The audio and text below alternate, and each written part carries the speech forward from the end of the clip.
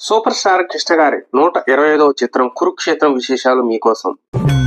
K Kameswara Rao దర్శకత్వంలో సముద్రాలు junior screen ప్లేతో తిరుపతినేని మహారథి dialogues తో మహాదేవి అండ్ పద్మాలయ వారు నిర్మించిన ఈ చిత్రంలో కృష్ణ గారితో పాటు సోహన్ బాబు, కృష్ణంరాజు, జమున, విజయ నిర్మల మెయిన్ తారాగణం. ఈ చిత్రాన్ని మైసూరు, రాజస్థాన్ తో సహా వివిధ ప్రదేశాల్లో చిత్రీకరించారు.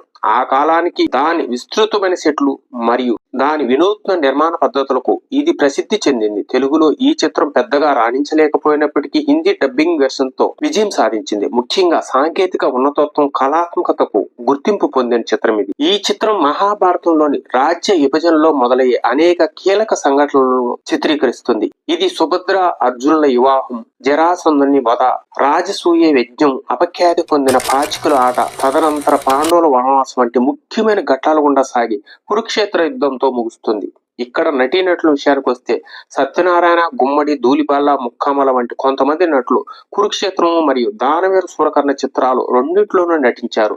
రామకృష్ణ స్టూడియోలో పూర్తిగా చిత్రీకరించబడిన దానవీర సూర్ణవలే కాకుండా కురుక్షేత్రం విస్తృతమైన సెట్స్ ను నిర్మించి చిత్రీకరించారు. యుద్ధ సన్నివేశాల కోసం కృష్ణ గారు చిత్ర బృందాన్ని ఏనుగులు, గుర్రాలు, ఒంటులు మరియు రథాలతో పాటు కురుక్షేత్రానికి తీసుకెళ్తాడు. కంప్యూటర్ జనరేటెడ్ గ్రాఫిక్స్ అందుబాటులో లేని కాలంలో కృష్ణ గారు వినూత్న నిర్మాణ పద్ధతులు తెలుగు చిత్ర పరిశ్రమలో సంచలనాత్మకంగా పరిగణించబడ్డాయి. శ్రీ సి నారాయణ రెడ్డి, దాశరథి, వేటూరి, ఆరుద్ర వంటి ప్రముఖ రచయితలు సాహిత్యాన్ని అందించిన కురుక్షేత్రం చిత్రానికి సంగీతం సాలూరి రాజేశ్వరరావు స్వరపరిచారు. తిరుపతి వెంకట కవులు, కరుణశ్రీ, సముద్రాల జూనియర్, జాషువా నుండి పద్యాలు కూడా చేర్చబడ్డాయి. ముఖ్యంగా ఘంటసాల ద్వారా భగవద్గీత పారాయణాలున్నాయి. వీటిని ఆయన మరణానంతరం పద్మాలయ స్టూడియోస్ దక్కించుకుంది. మోగింది కళ్యాణ వీణ, ధర్మక్షేత్రం ఇది కురుక్షేత్రం వంటి అద్భుతమైన పాటలు ఉన్నాయి ఈ చిత్రంలో.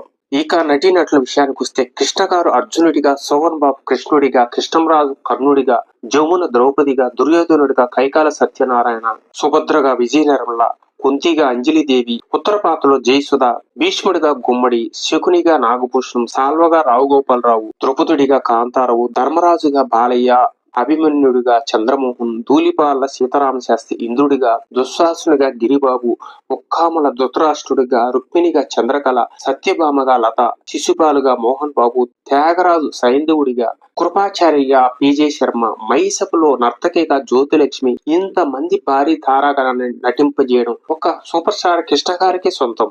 1977 జనవరి 14న విడుదలైన చిత్రం ఇది.